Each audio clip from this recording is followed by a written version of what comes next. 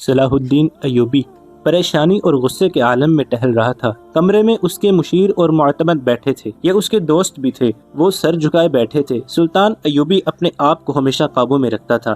وہ کبھی جذباتی نہیں ہوا تھا۔ وہ غصہ پی جایا کرتا تھا اور ذہن کو پوری طرح قابو میں رکھ کر سوچا اور فیصلہ کیا کرتا تھا۔ ایسے حالات نے بھی اسے آزمایا تھا جن میں جابر جنگجو بھی ہتھیار ڈال دیا کرتے تھے۔ وہ محاصروں میں بھی لڑا تھا اور اس حال میں بھی محاصرے میں رہا تھا کہ اس کے سپاہیوں کے حوصلے ٹوٹ گئے تھے۔ قلعے میں کھانے پینے کے لیے بھی کچھ نہ رہا تھا اور سپاہیوں کے ترکش بھی خالی ہو گئے تھے۔ اس کے سپاہی اس انتظار میں تھے کہ وہ ہتھیار ڈال کر انہیں اس اذیت اور موت سے بچا لے گا، لیکن سلطان ایوبی نے صرف اپنا حوصلہ ہی مضبوط نہ رکھا بلکہ سپاہیوں میں بھی نئی روح پھونک دی۔ مگر اس روز سلطان ایوبی کو اپنے اوپر قابو نہیں رہا تھا۔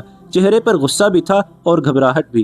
یہی وجہ تھی کہ سب خاموش بیٹھے تھے۔ آج پہلی بار میرا دماغ میرا ساتھ چھوڑ گیا ہے، اس نے کہا۔ کیا یہ ممکن نہیں کہ آپ خلیفہ کے اس پیغام کو نظر انداز کر دیں؟ اس کے نائب سالار الناصر نے کہا۔ میں اسی کوشش میں مصروف ہوں، سلطان ایوبی نے کہا، لیکن الزام کی نوعیت دیکھو جو مجھ پر عائد کیا گیا ہے۔ میں نے اس کے حرم کی ایک لڑکی اغوا کروائی ہے۔ استغفر اللہ، اللہ مجھے معاف کرے، اس نے میری توہین میں کوئی کسر نہیں چھوڑی۔ پیغام بلکہ دھمکی قاصد کی زبانی بھیجی ہے۔ وہ مجھے بلا لیتا، میرے ساتھ براہ راست بات کرتا، میں پھر بھی یہی مشورہ دوں گا کہ اپنے آپ کو ٹھنڈا کیجیے۔ بہاؤالدین شداد نے کہا۔ میں سوچ یہ رہا ہوں کہ کیا واقعی حرم سے کوئی لڑکی اغوا ہوئی ہے؟ سلطان ایوبی نے کہا۔ یہ جھوٹ معلوم ہوتا ہے، اسے پتہ چل گیا ہوگا کہ میں نے خطبے میں سے اس کا نام نکلوا دیا ہے۔ اس کے جواب میں اس نے مجھ پر یہ الزام لگا کر کہ میں نے اس کے حرم کی ایک لڑکی اغوا کرائی ہے، انتقام لینے کی کوشش کی ہے۔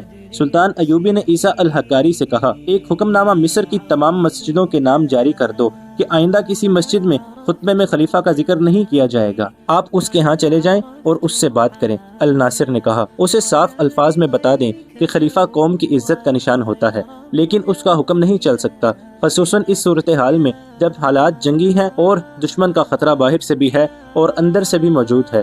میں تو یہاں تک مشورہ دوں گا کہ اس کے محافظ دستے کی نفری کم کر دیں، سوڈانی حبشیوں کی جگہ مصری دستہ رکھیں اور اس کے محل کی اخراجات کم کر دیں۔ میں اس کے نتائج سے آگاہ ہوں، ہمیں مقابلہ کرنا ہی پڑے گا، ہمیں اللہ پر بھروسہ رکھنا چاہیے۔ میں نے ہمیشہ اپنے اللہ پر بھروسہ کیا ہے، سلطان ایوبی نے کہا۔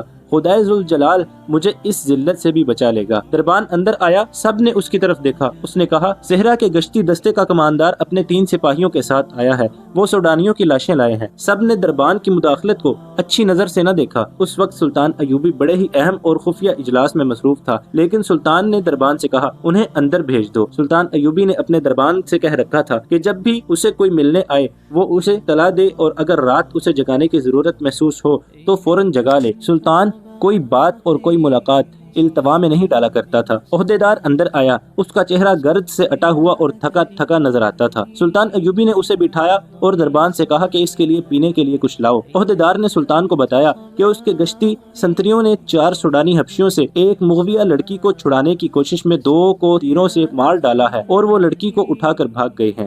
عہدیدار نے بتایا کہ سنتریوں کے بیان کے مطابق لڑکی خانہ بدوش یا کسی عام گھرانے کی نہیں تھی، وہ بہت ہی امیر لگتی تھی اور اس نے کہا تھا کہ وہ خلیفہ کی ملکیت ہے۔ معلوم ہوتا ہے، سلطان ایوبی نے کہا، خدائے ذوالجلال میری مدد کو آ گیا ہے۔ وہ باہر نکل گئے۔ کمرے میں بیٹھے ہوئے سب حاکم اس کے پیچھے چلے گئے۔ باہر زمین پر 2 لاشیں پڑی تھی، ایک لاش پیٹ کے بل تھی اور اس کی پیٹھ میں تیر اترا ہوا تھا، دوسری لاش کی گردن میں تیر پیوست تھا۔ پاس 3 سپاہی کھڑے تھے، انہوں نے امیر مصر کو، جو ان کا سالار اعلیٰ بھی تھا، شاید پہلی بار دیکھا تھا۔ وہ فوجی انداز سے سلام کر کے پرے ہٹ گیا۔ سلطان ایوبی نے ان کے سلام کا صرف جواب ہی نہیں دیا بلکہ ان سے ہاتھ ملایا اور کہا، یہ شکار کہاں سے مار لائے ہو مومنو؟ اس سنتری نے جس نے چٹان سے تیر چلا کر 2 آدمیوں کو مارا تھا۔ سلطان ایوبی کو سارا واقعہ پوری تفصیل سے سنا دیا۔ کیا یہ ممکن ہو سکتا ہے کہ وہ لڑکی خلیفہ کی ہی داشتہ ہو؟ سلطان ایوبی نے اپنے مشیروں سے پوچھا۔ معلوم یہی ہوتا ہے، علی بن سفیان نے کہا۔ ان کے خنجر دیکھیے۔ اس نے 2 خنجر سلطان ایوبی کو دکھائے۔ جس وقت سپاہی واقعہ سنا رہا تھا،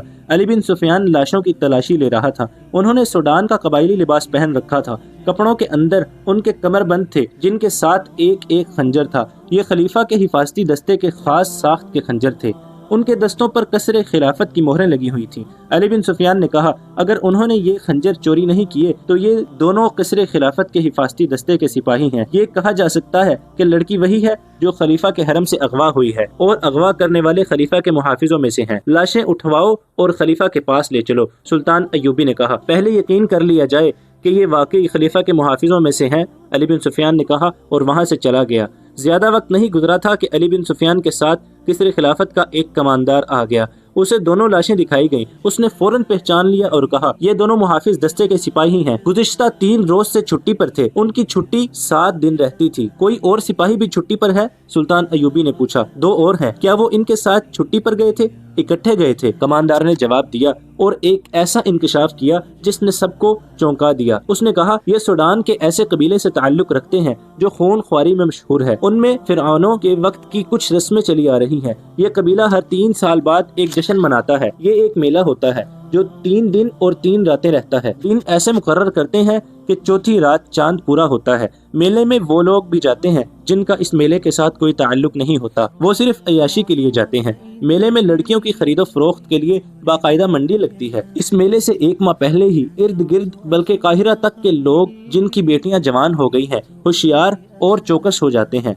वो लड़कियों को बाहर नहीं जाने देते। उन दिनों खाना बदोश भी इस इलाके से दूर चले जाते हैं। लड़कियां अगवा होती हैं और उस मेले में फरोख्त हो जाती हैं। ये चारों सूडानी उसी मेले के लिए छुट्टी पर गए थे। मेला 3 रोज बाद शुरू हो रहा है। क्या उनके मुताल्लिक ये कहा जा सकता है कि खलीफा के हरम की लड़की उन्होंने अगवा की होगी? अली बिन सुफियान ने पूछा। मैं यकीन से नहीं कह सकता, कमानदार ने जवाब दिया। ये कह सकता हूँ कि इन दिनों में इस कबीले के लोग जान का खतरा मोल लेकर भी लड़कियां अगवा करने की कोशिश करते हैं और ये खूंखार इतने हैं कि अगर किसी लड़की के वारिस मेले में चले जाएं और अपनी लड़की लेने की कोशिश करें तो उन्हें कत्ल कर दिया जाता है। लड़कियों के गाहकों में मिस्र के अमीर, वजीर और हाकिम भी होते हैं।